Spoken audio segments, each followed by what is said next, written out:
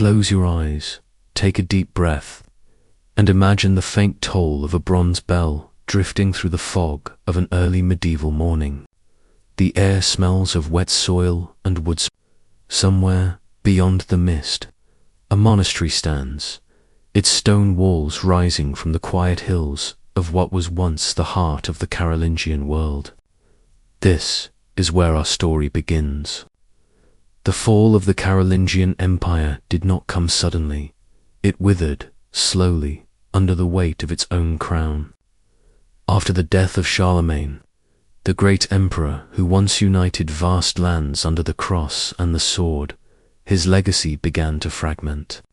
Sons and grandsons divided the realm, pulling it apart like fraying cloth.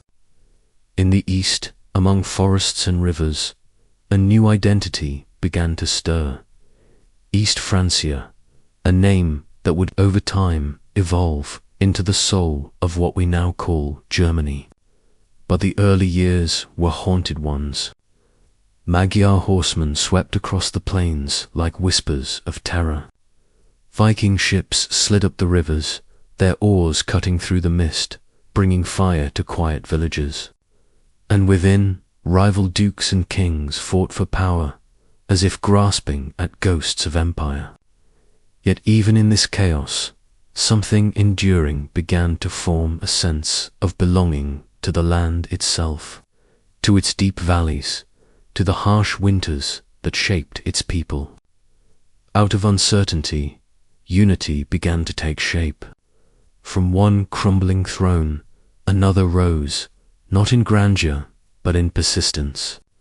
The Saxon kings, the Etonians, emerged not as conquerors of lands, but as stabilizers of time itself. Otto I, the son of Henry the Fowler, would rise to forge a new kind of order. He crowned himself emperor, reviving the idea of Rome, but not Rome as it was. This was a Roman dream reimagined by German hands, forged in the iron of discipline and bound by faith. As you drift further into this world, listen for the faint echo of marching feet, for the hymns sung in candlelit halls, for the murmurs of men who believed they could shape eternity. This was not just a kingdom. It was the rebirth of an idea, but every rebirth carries a shadow. And in that shadow, something ancient and restless was beginning to move once more. The dawn of Otto's empire was not marked by peace, but by the heavy sound of iron swords being drawn, shields being forged, and bells calling men to prayer before they marched to war. It was a fragile order held together by faith, fear, and ambition. Otto I, the Great, ruled not as a mere king of men, but as a shepherd of chaos. His coronation in 962 in the ancient city of Rome was more than ceremony, it was resurrection. The Holy Roman Empire, reborn from the ashes of Charlemagne's dream, stood as a symbol of divine will on earth. Yet beneath its sacred veneer, storms brewed silently. The church, the nobles, and the crown all sought the same thing: power. The dukes of Swabia, Franconia, Bavaria, and Saxony pledged loyalty to the emperor. But their eyes never left their own ambitions, and in the quiet corners of monasteries, monks wrote of omens, strange lights in the sky, famine, and plagues that followed the birth of kings. For the people of this land, life was a balance between devotion and dread. The peasants toiled in silence, believing the emperor's rule was ordained by God, yet whispers of rebellion always lingered. In the east, the Magyars returned, swift and deadly, their raids cutting deep into imperial borders. Otto met them at the Battle of Lechfeld, where the clash of steel and the cries of dying horses echoed across the plains. When the battle ended, the empire had survived barely, but the victory sealed Otto's legend. He was now more than a ruler. He was seen as God's chosen, the defender of Christendom. Yet victories have a cost. and Otto's triumph marked the beginning of an unending war between heaven and earth, between faith and rule, between Rome and the German heartland. As the emperor's gaze turned toward Italy, seeking to bind the church and the throne, new tensions were born. Bishops became kings in their own lands, their cathedrals as fortified as castles. The empire grew rich in gold and relics, but its soul grew thin. Sit back, let the candlelight flicker, and listen to the echo of a promise Otto could not keep, that unity would last forever. For empires, like men, are born in glory and end in silence. And beyond the silence, a new power was waiting, unseen, patient, and hungry, as Otto's empire settled into the rhythm of its divine authority. Another power began to stir, one not of kings, but of faith. The church, vast and unyielding, spread its roots through every corner of the realm. Bishops sat as princes, abbots ruled like lords, and monasteries gleamed with wealth, while peasants prayed for bread. The Holy Roman Empire was no longer a single voice. It was a chorus, half sacred, half defiant. In the candlelit corridors of cathedrals, Latin hymns mingled with the scent of incense and the distant ring of coin. The church had become both sanctuary and weapon. Some said the emperor ruled the body of the realm, but the Pope ruled its soul. It was only a matter of time before those two forces would collide. When Otto's line gave way to his successors, that balance became a knife's edge. Henry II, devout and disciplined, saw himself as the guardian of God's will. But even his faith could not shield him from the slow, tightening grip of Rome. The church began to speak of reform, of cleansing the world of simony, the buying and selling of sacred offices, and of freeing itself from imperial control. It was a noble idea, yet one laced with quiet defiance. And so began the centuries-long struggle that would define the empire's fate. The investiture controversy, a war not fought with armies alone, but with words, letters, and excommunications.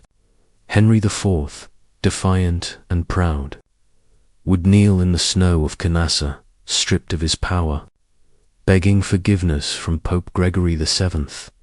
The image of an emperor humbled before a pope, burned into the memory of Europe like a wound that never healed. Yet beyond the walls of power, life went on. The peasants still sowed their fields, the monks still illuminated their manuscripts, and the wind still moved through the black forests of the empire. But the seeds of division had been sown. Faith, once the empire's foundation, had become its battlefield. The question that haunted the realm was no longer who ruled Germany, but who ruled God's will. And as kings and popes wrestled for the soul of the empire, shadows lengthened once more across its golden crown, whispering of ruin, of pride, and of the inevitable fall of every earthly order by the dawn of the 12th century. The Holy Roman Empire was no longer a unified realm, but a mosaic of loyalties, ambitions, and rivalries bound together by fragile oaths and ancient pretenses of divine right. The emperor still wore his crown, but its weight had become more symbolic than sovereign. The princes, once his vassals, had grown into powers of their own, each guarding their lands like small kingdoms within the greater whole. Their banners flew high over fortified castles that dotted the German landscape like silent sentinels of autonomy. The empire had become a breathing contradiction, vast yet divided, sacred yet scarred. The church still whispered its influence into the halls of power, but secular ambition now roared louder. Imperial authority stretched thin as rulers like Frederick Barbarossa tried to pull the scattered fragments back into the light of unity. His name became legend, his campaigns immortalized in song and story. They said his red beard burned like fire beneath his helmet, his presence commanding armies and silencing dissent.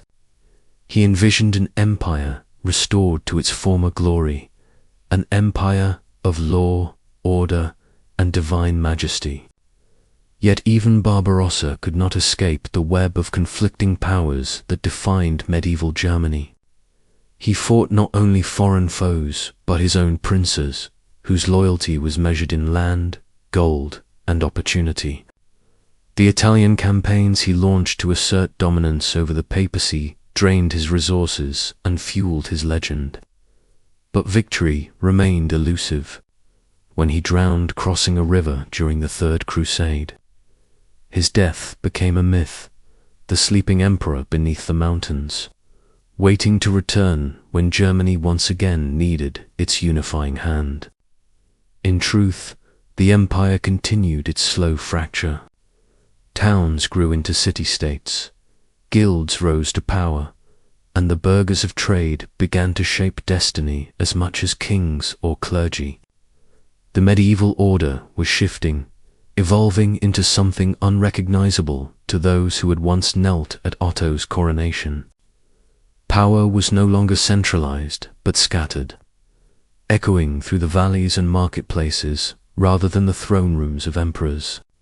The question that lingered, soft and unsettling, was whether an empire held together by memory and myth could truly endure the test of centuries, or whether, like all things mortal, it was already beginning to fade into legend.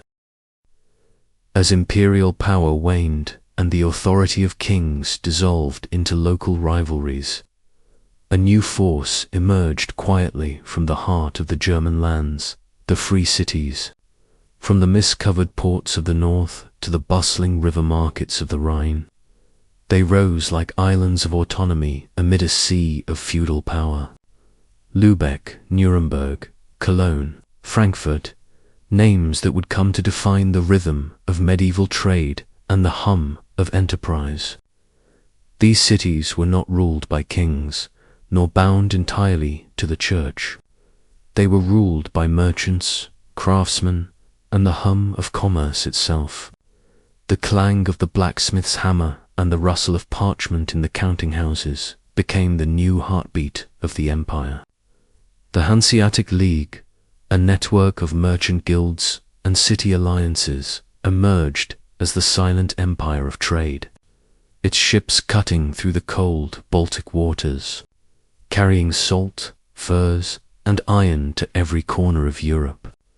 Its members spoke not of divine right, but of contracts, markets, and profit. In the shadows of cathedrals, new cathedrals of commerce were being built, their spires not of stone, but of influence and gold. The burghers who ruled these cities saw themselves as custodians of independence, their loyalty given not to emperors, but to prosperity and order. Within their walls, life moved differently, faster, louder, freer. Citizens elected councils, minted coins, and built defences strong enough to defy princes. To many, it seemed that the old world of knights and oaths was quietly giving way to a new one shaped by trade and reason. Yet the freedom of the cities came at a cost. Outside their gates, the rural poor remained bound to feudal law, their lives unchanged by the distant clatter of commerce. The divide between city and countryside deepened, and the empire fractured further, not just politically, but socially. Still, within the flickering candlelight of merchant halls and the ink-stained ledgers of scribes, something new was forming, a sense of civic identity that no crown could command. The empire, once unified by the sword and the cross, was now being rewritten in the language of trade, ambition, and survival. And somewhere beneath it all, the question lingered: could freedom thrive in a world still haunted by feudal ghosts, or would the weight of old powers drag it back into the shadows once more? As the 13th century unfolded, Germany stood between two worlds, one foot in the age of knights and chivalric vows, the other edging toward a new, uncertain dawn. The emperors of the Hohenstaufen dynasty, proud heirs of Barbarossa's legacy, sought to reforge the empire's strength through iron and faith. Frederick II, born of two worlds, the German north and the Sicilian south, became the embodiment of that tension. Scholars called him Stupa Mundi, the wonder of the world, for he was unlike any ruler before him. Fluent in 6 languages, patron of philosophers, and challenger of popes, Frederick ruled not only with the sword but with the mind. He envisioned an empire guided by knowledge and reason, where law and learning could bind men more tightly than fear or faith. Yet his vision, like the empire itself, was too vast, too modern, and too dangerous. His conflicts with the papacy reignited the eternal struggle between throne and altar. Excommunicated more than once, he became both emperor and outcast, a monarch defying heaven itself. While his armies marched through the sun-scorched lands of Italy, Germany slipped further from his grasp. Princes fortified their power, bishops ruled their sees like kings, and the empire became a tapestry unraveling at every edge. But in the midst of this chaos, faith did not fade. It transformed. The Teutonic knights, bearing black crosses on white cloaks, rode eastward to carve out a Christian realm in the Baltic wilderness. They founded castles that glimmered against the snow, imposing fortresses where steel met scripture. To some, they were holy warriors. To others, conquerors cloaked in sanctity. Their marches through Prussia and Livonia spread not only Christianity but also German law, language, and order, a colder echo of Rome's ancient expansion. While Frederick debated scholars in Palermo, his knights turned forests into battlegrounds, baptizing by blade and fire. It was a strange duality, the emperor who sought enlightenment and the knights who brought faith through war. Both served the empire, yet both widened the cracks within it. For every castle built in the east, another wall crumbled in the west. And when Frederick II's heart finally stilled, so too did the empire's last great dream of unity. What remained was a kingdom of fragments, princes, bishops, and cities, all vying beneath the shadow of the iron and the cross. After the death of Frederick II in 1250, the Holy Roman Empire entered what chroniclers later called the Great Interregnum, a time when the throne stood empty, and the empire seemed to drift without a captain through storm and shadow. For nearly 2 decades, no true emperor ruled Germany.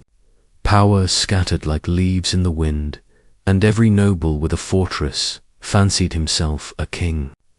Castles multiplied along the Rhine and Main, their lords turning tolls into treasure and their swords into law.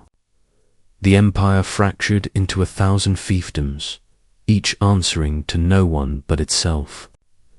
Roads, once patrolled by imperial soldiers, became dangerous corridors ruled by robber barons, Robretter, who extorted merchants and pilgrims alike.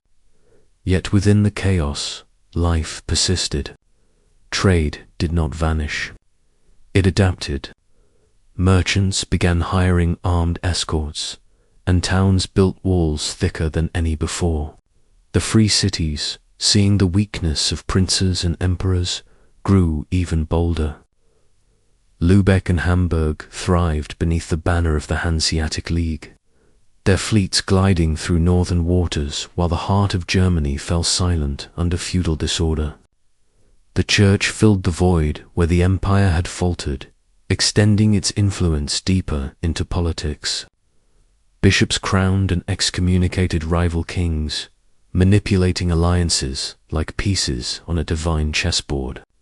The papacy, now stronger than ever, declared that only Rome could grant the imperial crown, and in doing so, the emperor's sacred authority became a shadow of its former self. In monasteries and cathedrals, monks wrote of decline, of a world where faith and order had turned to dust. But beneath the despair, something was stirring, a new balance between chaos and necessity.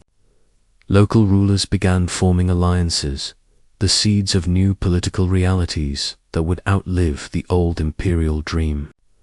And when finally a new emperor rose, Rudolf of Habsburg, elected in 1273, his authority came not from divine decree, but from negotiation, diplomacy, and careful promise. He did not rule over a unified realm, but over a network of loyalties, fragile yet functional. The silence of anarchy had taught Germany something enduring, that survival required adaptation. The empire, though shattered, was learning to breathe again, not as a single voice, but as a chorus of many. Discordant yet alive, when Rudolf of Habsburg placed the imperial crown upon his head in 1273, few could have imagined that his modest election would ignite one of the most powerful dynastic legacies in European history. He was not born into greatness. His family's lands were small, his armies modest, his ambitions seemingly practical. Yet in the quiet calculation of this unassuming ruler lay the blueprint of an empire that would one day stretch across continents. The medieval empire he inherited was no longer the one of Otto or Barbarossa. It was fragmented, weary, and skeptical of grand visions. Rudolf understood this. Instead of chasing lost glories, he chose to build patiently, piece by piece, through law, marriage, and persistence. His reign marked a turning point, a shift from the sword to the ledger, from conquest to consolidation. He moved his family's base to Austria, a choice that seemed minor at the time, but would anchor Habsburg destiny for centuries. Through shrewd diplomacy, he restored imperial authority in name, if not in reach. He tamed robber barons, reaffirmed imperial rights over crown lands, and projected a calm, lawful image of kingship that Germany desperately needed. To the princes, Rudolf was not a tyrant but a mediator, someone who brought order without crushing autonomy. Yet beneath that measured governance, the Habsburg ambition was already unfolding. Marriage became their most potent weapon. Rudolf arranged alliances that expanded influence far beyond what armies could seize. His descendants would perfect this art, weaving a web of unions that ensnared kingdoms from Bohemia to Spain.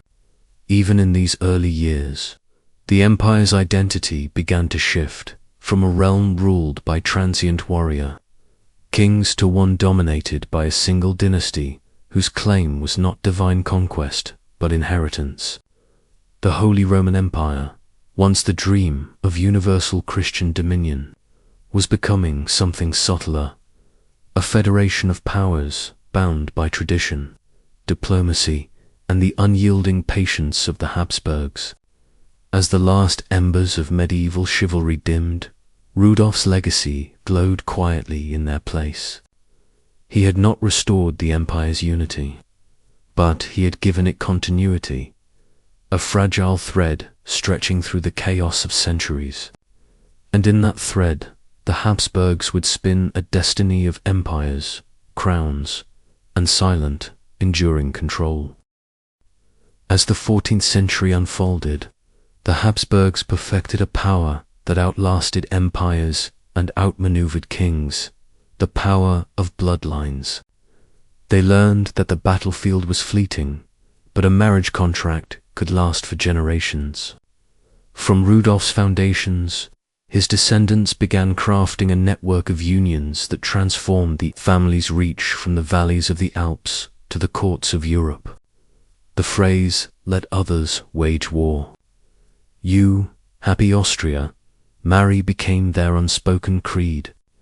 Each alliance was a conquest without swords, each dowry a captured province. Through calculated marriages, the Habsburgs absorbed duchies, kingdoms, and crowns into their dominion.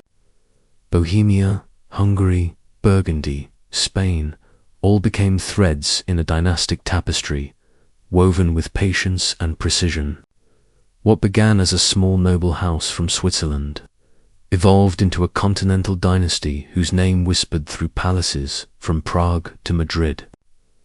Their genius was not in charisma or innovation, but in endurance. They could wait out rivals, outlive enemies, and adapt to shifting tides of faith and politics. The Habsburgs never rushed. They accumulated, absorbed, and endured. Their power expanded not by ambition's flame, but by its slow, unyielding ember. In time, they became Europe's great mediators, the axis upon which the continent's politics turned. Their empire was not unified in spirit, but it was bound by their name, their heraldry, and the quiet inevitability of inheritance. Yet behind their serene portraits and gilded courts lay a hidden anxiety, the fragility of their design. Dynastic marriages brought not just land but complications, rival claims, and internal divisions. Cousins turned against cousins, and succession crises erupted like quiet storms. Still, the Habsburgs endured, patching every rift with yet another marriage, another treaty, another generation of carefully bred heirs. As centuries turned, they stood like the spine of Europe's history, rigid, ancient, and unbroken. Their empire, though vast, was less a nation than a family tree grown wild, sprawling across borders and tongues. In the echoing halls of Vienna, the family's motto seemed prophetic. Others might win glory on the field, but the Habsburgs, through marriage and patience, had conquered time itself. The web they wove was not made of silk, but of lineage, and Europe itself was caught in its threads. Through every throne room and battlefield of medieval Germany, one force loomed above kings and emperors alike: the Church. It was not just a faith, but an empire of spirit, wealth, and will. Cathedrals rose like mountains of stone, symbols of both devotion and domination. Bishops were not mere clerics, but lords with armies, their vestments stitched with gold and authority. The Holy Roman Emperor might wear a crown, but the Pope held the power to strip it away with a single decree. Excommunication was a weapon sharper than any blade. It could unmake kings, dissolve loyalties, and cast entire realms into spiritual darkness. Some rulers defied Rome and paid dearly for it. Others bowed, kissed the ring, and traded independence for divine favor. Yet the balance between altar and throne was never stable. It swayed like a pendulum with every generation. The investiture controversy had already scarred the empire, leaving behind a lesson written in humiliation. No crown could shine brighter than the Church's light. Monasteries spread across the land, centers of learning, power, and mystery. They held secrets of medicine, art, and scripture. Yet within their cloisters lay whispers of corruption, indulgences sold, relics forged, sins forgiven for silver. The people's faith remained pure, but the institution's hands grew heavy with gold. In the taverns and markets, murmurs began to rise, murmurs that questioned whether God's voice still spoke through Rome.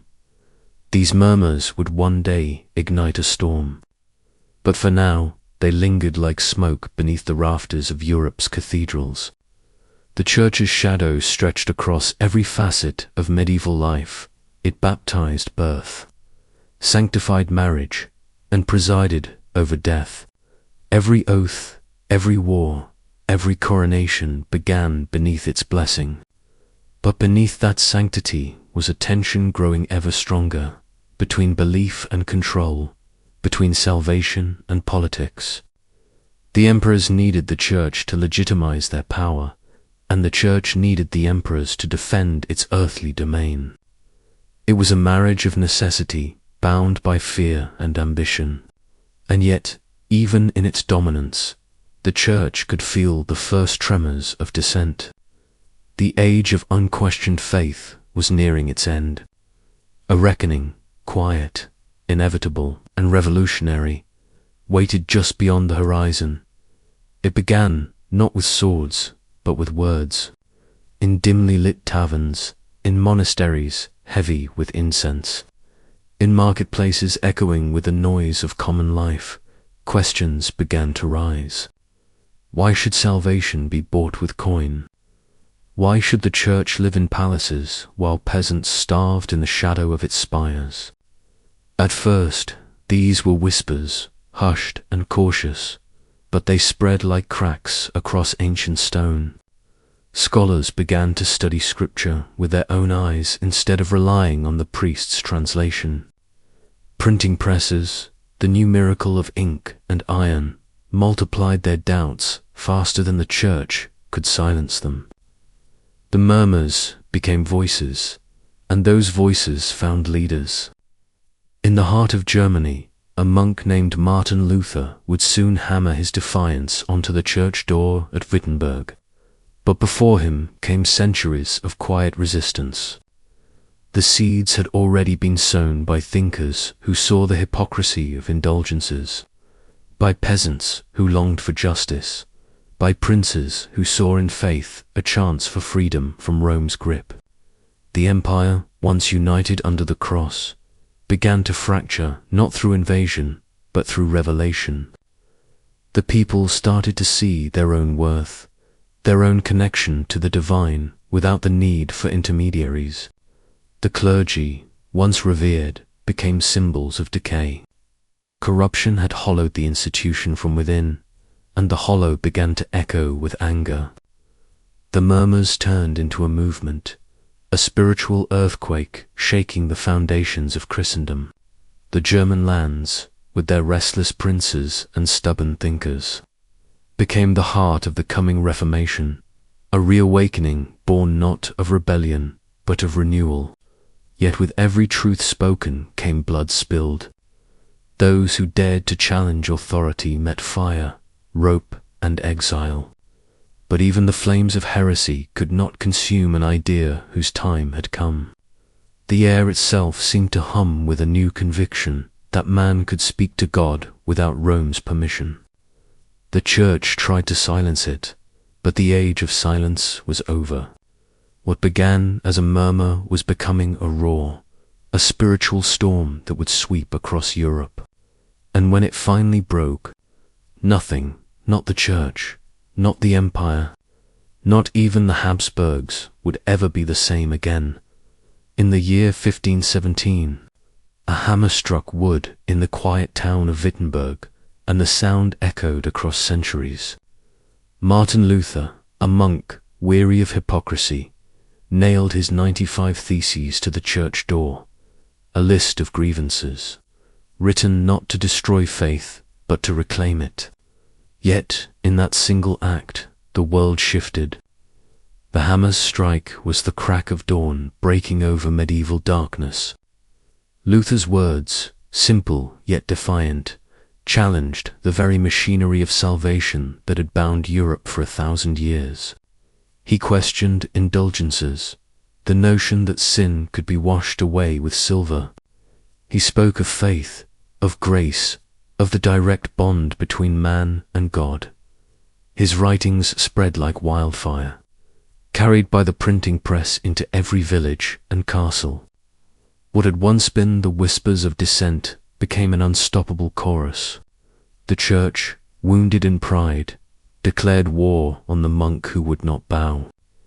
Excommunication followed, yet Luther's faith did not falter. Protected by sympathetic princes, he translated the Bible into the language of the people, tearing down the walls that had kept Scripture locked behind Latin. Every word was a weapon, every verse a liberation. The German people, long burdened by taxes, tithes, and corruption, found in Luther's defiance a mirror of their own frustrations. The Reformation was no longer theology, it was revolution. Peasants took up arms, demanding freedom not just from Rome, but from their earthly lords. The empire fractured into faiths, Catholic against Protestant, emperor against elector, brother against brother. The Holy Roman Empire, already fragile, trembled beneath the weight of its own contradictions. Yet through the chaos, a new idea began to take root, the notion of conscience, of choice, of a faith unmediated by power. Wittenberg had become more than a town. It was a spark that set the old world aflame.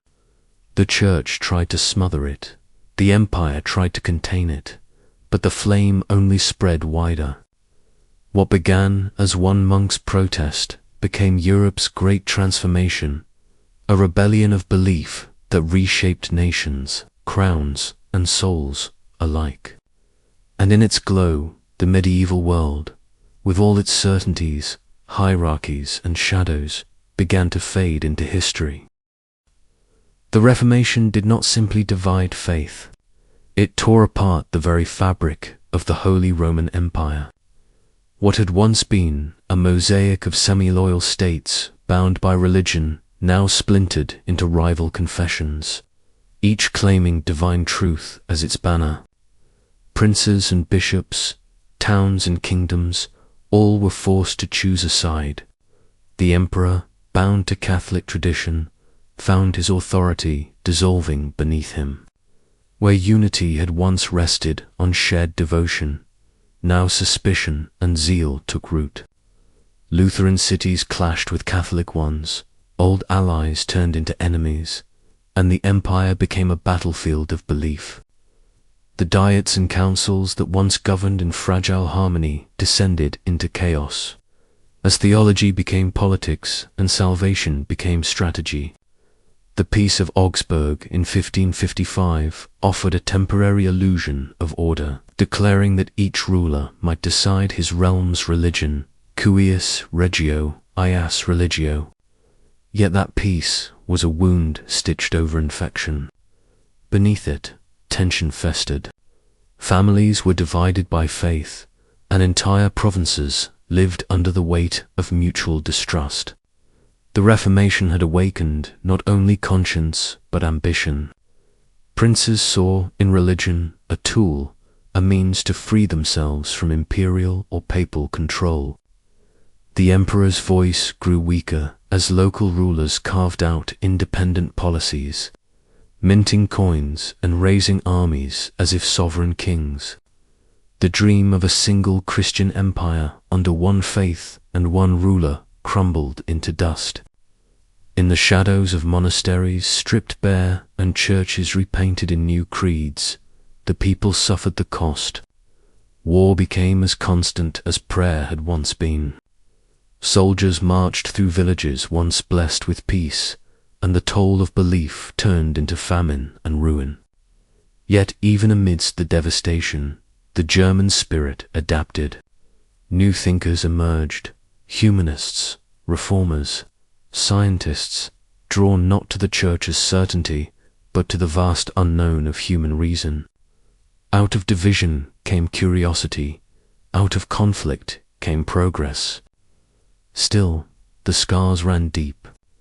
The empire was no longer a realm but an argument, a debate stretching from pulpit to battlefield. The medieval order had been broken, not by conquest, but by conviction. And though the fires of faith still burned, they now lit a world that could never again be united as it once was. Then came the war that devoured generations, a storm of blood and belief that no one could control once it began. The 30 Years' War erupted in 1618 like a curse spoken aloud, born from the fragile peace that had never truly healed the empire's divisions. It began in Prague, when furious Protestant nobles hurled Catholic envoys from the castle windows, the defenestration that shattered diplomacy and unleashed apocalypse. What followed was not a war, but a descent into chaos. Armies marched across Germany like locusts, leaving behind only ash, plague, and famine. Cities burned, churches were desecrated, and fields once golden with wheat became graveyards. No corner of the empire was spared. Mercenaries fought for faith, for gold, or simply to survive. The banners of the cross, Catholic and Protestant alike, became indistinguishable under the smoke of ruin. The emperor's armies clashed with rebellious princes, while foreign powers, Sweden, France, Spain, entered the fray, turning Germany into the battleground of Europe's ambitions. What began as a religious struggle transformed into a war of dominance, an inferno that consumed even its victors. Villages vanished, entire regions were depopulated, and the rivers ran dark with the dead. Chroniclers wrote of mothers eating bark, of wolves stalking empty streets, of children who forgot what peace sounded like. The Holy Roman Empire, once a symbol of divine order, had become a theatre of divine punishment. Yet amid the devastation, power shifted in silence. The emperor's authority, already weakened, shattered entirely. The German princes, forced to fend for their people, emerged as near. The war's end in 1648, sealed by the Peace of Westphalia, did not bring triumph but exhaustion. It declared what the empire had long resisted, that faith could no longer dictate allegiance, and that power must rest with rulers, not Rome. Borders were redrawn, rights granted, freedoms promised, but the soul of Germany had changed forever. The land lay broken, its people hardened by suffering, its identity scattered among hundreds of tiny states, each ruled by its own law, its own creed, its own ambition. The empire survived in name, but its heart no longer beat as one. From the ashes of that inferno, a new Germany began to smoulder, fragmented, weary, and waiting for the centuries yet to come, when the smoke of Westphalia finally cleared. The Holy Roman Empire was not reborn, it simply endured, hollow and weary, a relic pretending still to rule. The map of Germany had fractured into 1,000 tiny sovereignties, each with its own laws, armies, and ambitions. The emperor, once the anointed guardian of Christendom, now ruled by consent rather than command. The princes had become kings in miniature, their palaces glittering while the countryside starved. The great dream of a united Christian empire lay buried beneath the ashes of 30 years of war. Yet from that devastation came something quietly revolutionary, the concept of statehood, of diplomacy, of balance rather than obedience. The Peace of Westphalia had ended the age of universal authority and birthed the modern world. Religion withdrew from politics, not in defeat, but in exhaustion. The Church no longer crowned kings. It advised them. The emperor no longer spoke with God's voice. He negotiated, pleaded, compromised. Across the ruins, new voices began to rise. Merchants rebuilding trade, philosophers questioning divine order, scientists mapping the heavens instead of heaven's will. The German lands, once drenched in blood, began to hum again with thought and enterprise. Cities like Hamburg and Leipzig became centers of commerce and culture. But under that surface renewal, the people carried invisible scars. Entire generations had known nothing but loss. Families vanished, lineages ended, villages forgotten by name. The trauma of the war lingered in the silence of the fields and the empty monasteries. Ghost stories became history's memory. The empire continued, an elaborate corpse dressed in ceremony, emperors crowned in Vienna, diets convened in Regensburg, alliances sealed and broken. But its soul was scattered, its unity a memory whispered in cathedrals rebuilt from ruin. The German people, resilient yet fractured, began to look inward, finding strength in their regions, their dialects, their local pride. Out of this quiet fragmentation, something new was forming, not an empire of faith or conquest, but a tapestry of identities.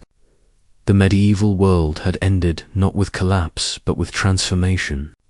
The empire's crown still glittered, but beneath it a new age was taking shape, pragmatic, skeptical, modern. Germany had survived the fire, but it was no longer the same land that had entered it. It was reborn in silence, its past smouldering behind it like a memory too heavy to name. Out of the empire's shattered faith emerged an age of elegance and control, where warlords became courtiers and bloodshed gave way to ceremony. The German princes, each now a sovereign in miniature, competed not with armies but with architecture, with music, with splendor. Palaces rose where fortresses once stood. Dresden's Tisfinger, Wurzburg's residence, Vienna's Hofburg, each a monument to survival and vanity. The Habsburgs, still emperors in title, turned their gaze toward art and order, crafting an empire of marble and etiquette. Europe entered the Baroque age, and Germany, scarred though it was, became one of its grandest stages. In candlelit halls, musicians played compositions that echoed with divine precision. Bach, Handel, Telemann, men whose harmonies seemed to repair what centuries of conflict had broken. Nobility paraded through mirrored ballrooms, cloaked in silk and powdered dignity, while outside the palace gates the people struggled to rebuild their lives. Power had grown subtler now, wrapped in grace and illusion. The Holy Roman Empire, in truth, was an elaborate theatre, its emperors crowned but not obeyed, its princes loyal only when convenient. Yet the illusion persisted because everyone needed it too. The rituals of coronation, of imperial diets and titles, kept alive the sense that Germany was still one body, though its limbs had long ceased to move together. The Habsburgs ruled from Vienna with careful restraint, preferring diplomacy to battle, marriages to conquests. Their dominions stretched across Central Europe, a patchwork of nations bound more by habit than by allegiance. But within this calm, the embers of ambition glowed again. Prussia, in the north, a stern and disciplined state forged from Brandenburg's ruins, began to rise quietly under the house of Hohenzollern. Its kings were not content with ceremony. They hungered for strength. While Vienna waltzed, Berlin drilled. The contrast was stark, the refinement of Austria against the rigor of Prussia. Germany's future, though no one could yet see it, would be decided between these two visions. For now, the empire glittered like glass under candlelight, fragile and magnificent. The medieval dream had become a masquerade, beautiful, hollow, and temporary. Beneath the music and the manners, something restless stirred, something that would one day shatter the illusion of endless peace. As the 17th century faded into the 18th, the German lands became a world of precision and paradox.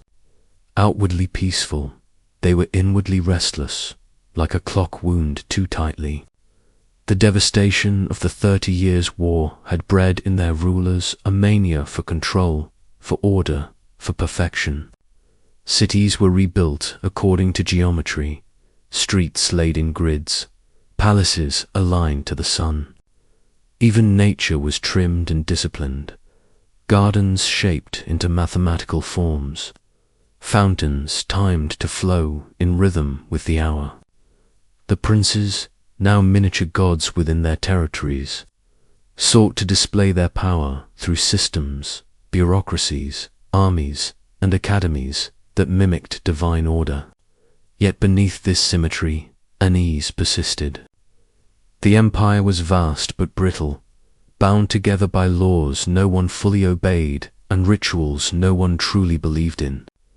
The emperor in Vienna issued decrees that echoed through the mountains and died in the valleys. Each state, from Bavaria to Saxony to Württemberg, lived as its own small universe, speaking the same tongue but dreaming different dreams. And in the north, the hum of military drums began to replace the sound of church bells. Prussia, under Frederick William I, the soldier king, became a state of iron routine. He drilled his men as if they were extensions of his will, feeding them discipline instead of glory. The Prussian army was not an instrument of war, but of identity.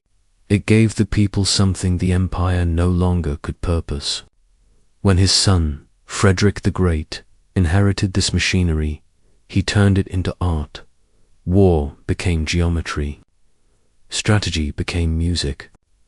Prussia began to move like a clock that others could not stop. The old medieval dream of chivalry was gone. In its place stood a new ideal, efficiency. Across the German lands, thinkers and reformers began to stir. Universities flourished again. Coffee houses buzzed with debates about liberty, science, and the soul. The Enlightenment reached even these divided states, whispering of reason and rights. But reason, here, was shaped by discipline. It was not a cry for revolution, not yet, but a search for meaning in precision. The Germans were learning to master systems, unaware that these same systems would one day master them. The Enlightenment came to Germany not with torches and mobs, but with quills and questions. In the quiet study halls of Leipzig, Kingsburg, and Göttingen, scholars sat beneath flickering oil lamps, wrestling with the nature of truth, duty, and existence itself. The medieval cathedral had been replaced by the university, and philosophy became the new theology. Immanuel Kant, a man who never left his small Prussian city, redefined the limits of human understanding, declaring that the true world lay not in the stars or scriptures, but within the structure of thought itself. Around him, the German mind began to turn inward, dissecting not the heavens but the soul. Reason became a form of faith, order a form of salvation. Yet the Enlightenment's light cast long shadows. For every professor preaching rationality, there were poets dreaming of emotion, of forests, of ghosts. The same people who built laboratories also wandered through the ruins of old castles, longing for mystery in an age that tried to erase it. It was as if the German soul could not bear to live entirely in daylight. From this tension was born a strange brilliance, music that moved like prayer, poetry that bled with memory, art that sought not perfection but transcendence. Bach gave way to Mozart, and Mozart to Beethoven, each composing not for the court or the church, but for the human spirit. Their melodies spoke of freedom, but also of discipline, of a yearning bound by form. The Enlightenment in Germany was not a rebellion against God, but an attempt to understand him through reason, to find order in chaos. Even as ideas of liberty spread through France, German thinkers turned their gaze toward the inner world. Freedom, they said, was not the right to act, but the power to understand. Still, beneath this calm of intellect, something ancient stirred. The people, long ruled by princes and preachers, began to whisper about nationhood, about what it meant to be German. The empire that had been a patchwork of loyalties was becoming an idea, a collective identity forming in songs, stories, and philosophies. The Enlightenment had opened the mind, but in doing so, it had also awakened the heart, and what the heart desired next would not be peace, but unity. By the dawn of the 19th century, the air in the German lands carried a new tension, a quiet electricity that hummed through universities, taverns, and printing presses. The Holy Roman Empire, once the proud skeleton of medieval Europe, had become a hollow monument, more memory than power. Napoleon's armies marched across its borders like storms, tearing through centuries of tradition. In 1806, under his shadow, the empire was dissolved. 1,000 years of history ended with a signature. To many Germans, it felt like a death. But to others, it was a strange kind of birth. The collapse of the old order stripped away illusions, revealing something raw and restless beneath the beginnings of a national consciousness. Poets like Fichte and Arndt began to speak not of emperors, but of the German people. The word Vaterland, the fatherland, took on new meaning. For centuries, these lands had been united by language, but divided by loyalties. Now, under the pressure of foreign domination, unity became an act of defiance. The Romantic generation, born from the Enlightenment's cool reason, turned toward emotion, myth, and the past. They saw in the ruins of castles and the songs of peasants the soul of a nation long asleep. Folklore collectors like the Brothers Grimm wandered through villages, gathering stories that whispered of an ancient spirit, a shared identity older than crowns or borders. The forest, once a place of fear, became sacred again, a symbol of endurance and mystery. Painters and composers filled their work with mist and memory, with longing for something pure, untamed, and profoundly German. Yet, even as art and philosophy awakened the imagination, politics lagged behind. The German states remained fractured: Bavaria, Saxony, Prussia, Austria, each jealous of its independence, each fearful of true unity. Napoleon's defeat brought no peace, only a fragile balance of power under foreign eyes. But the idea of Germany, once abstract, had taken root. In taverns and classrooms, young men spoke of freedom, of reform, of destiny. The land that had once birthed emperors now dreamed of citizens. Something vast was stirring beneath the surface, a nation not yet born, but already remembering itself, waiting for the storm that would call it into being. The storm came not as a single battle, but as a long awakening of fire and iron. After the fall of Napoleon, the German lands were reshaped by the Congress of Vienna into the German Confederation, a loose alliance of princes and kings designed to prevent revolution. But beneath the polished surface of diplomacy, discontent smoldered. Factories began to rise beside rivers once lined with monasteries, and the quiet rhythm of medieval life gave way to the clamor of machines. The Industrial Revolution reached Germany late, but when it came like thunder. Smoke choked the sky. Cities like Berlin, Leipzig, and Cologne pulsed with new energy. The same people who once prayed in cathedrals now labored in foundries, forging steel instead of faith. Yet with industry came ideas of progress, equality, nationhood.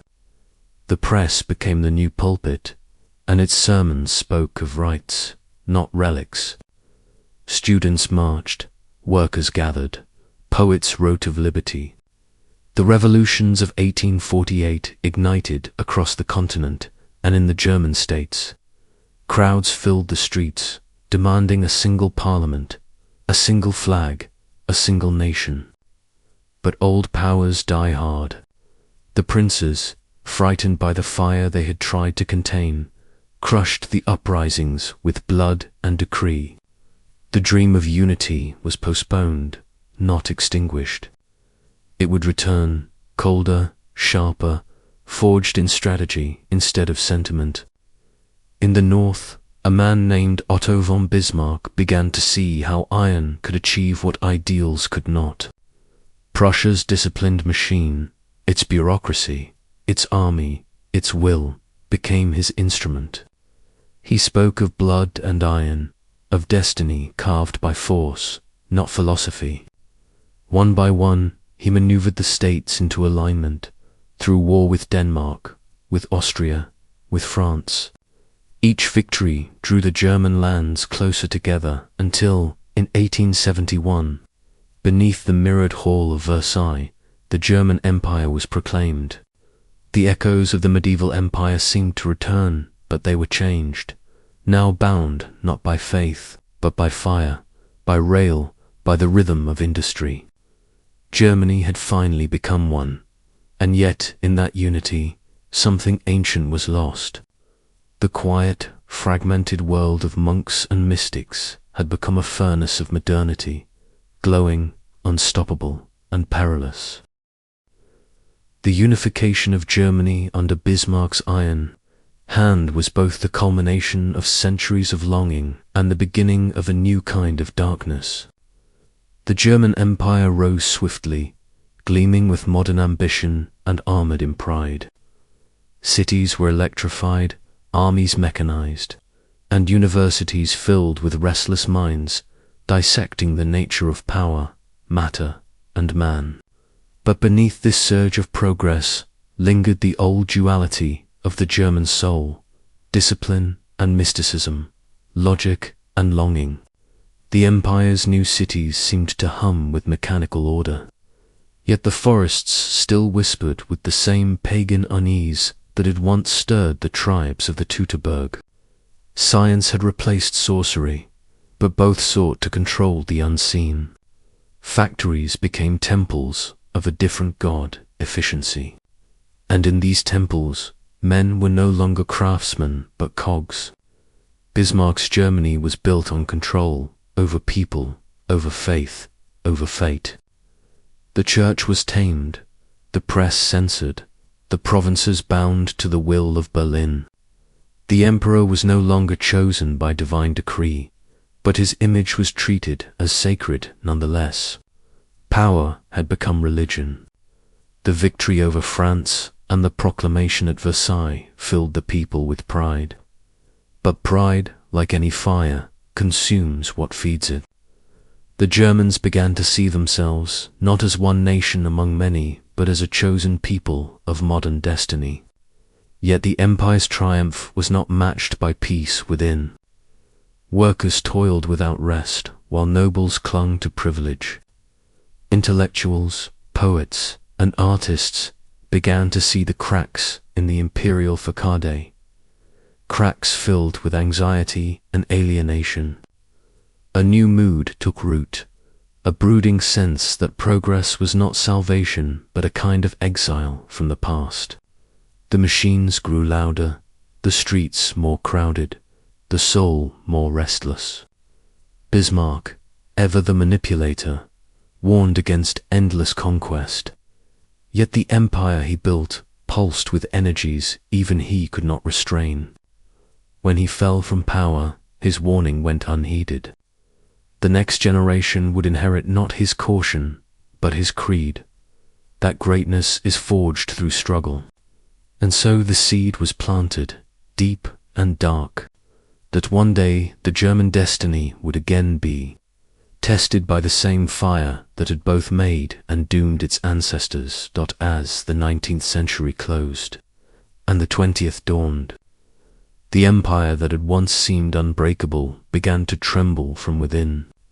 The rhythms of the medieval heart still beat under its iron surface, the yearning for order, the fear of chaos, the strange, almost sacred bond between land and blood.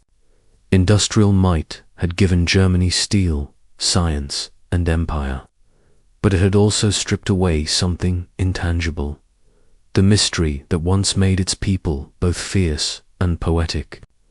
Cities glowed with artificial light, But the forests grew silent, their myths forgotten. When war came, it arrived not as thunder from heaven, but as machinery from earth, endless, mechanical, impersonal. The Great War shattered the illusion of control that Bismarck had so carefully engineered. Men marched into battle as if into ritual, not knowing they were walking toward the death of an age. Empires collapsed, kings fell, and Germany, once unified in glory, found itself torn apart again, haunted by hunger and humiliation. The medieval patterns returned, cloaked in modern form, secret orders, symbols of power, a search for destiny in defeat. Out of ruin, old ideas began to stir, ideas of purity, renewal, vengeance. Some whispered that Germany's story was a cycle, that no matter how far it advanced, it could never escape the pull of its ancient soul, disciplined yet dreamlike, rational yet possessed by something older than reason. The Weimar years shimmered like a mirage, fragile and brilliant, a brief attempt to rebuild meaning from chaos. But shadows gathered once more. The same forests that had once hidden monks and mystics now hid conspirators. The same yearning for unity that had built the Holy Roman Empire and Bismarck's Reich would rise again, darker, more absolute. Yet even as history turned toward its next storm, one could still sense the eternal rhythm of the land beneath it all, the rivers that had seen legions and crusaders, the stones that had felt the march of monks and kings. Germany's history was never just about power. It was about an endless conversation between light and shadow, faith and will, memory and myth. And as the empire's dreams faded into the smoke of another century, one truth remained, that no empire, no matter how mighty, ever truly dies. It simply sleeps beneath the surface of time, waiting for the next whisper to awaken it once more.